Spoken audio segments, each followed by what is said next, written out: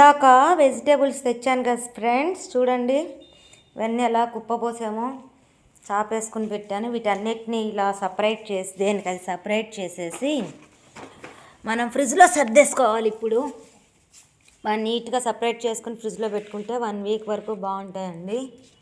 అంతే, 1 వీక్ వరకే తెచ్చుకోవాలి. మరీ ఎక్కువ తెచ్చుకున్నా ఫ్రిడ్జ్లో పెట్టినా కానీ అవి టేస్ట్ ఉండవు వండుకుంటే.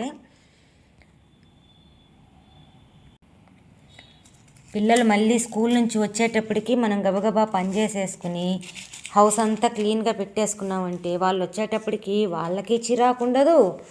మళ్ళీ పిల్లలంటే తెలిసిందే కదా, వాళ్ళు వచ్చిన దగ్గర నుంచి అది కావాలి ఇది కావాలి అని మన సతాయిస్తూనే ఉంటారు, విసిగిస్తూనే ఉంటారు.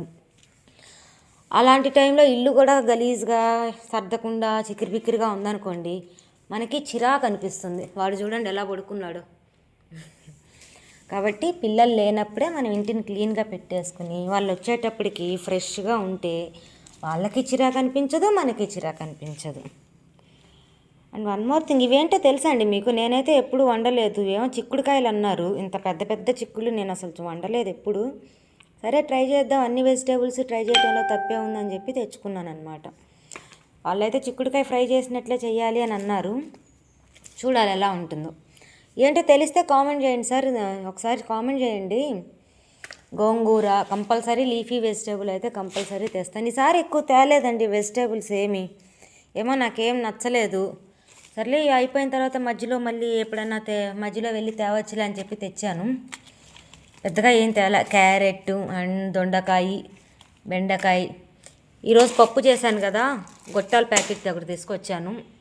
ఈవినింగ్ కన్నా వాళ్ళకి ఫ్రై చేసి పెట్టచ్చని. పాత రోజుల్లో అంటే మనకి అప్పడాలు అమ్మమ్మ నానమ్మ వాళ్ళు అప్పడాలు వండి పంపించేవాళ్ళు. ఇప్పుడు ఎవరు పెడుతున్నారండి?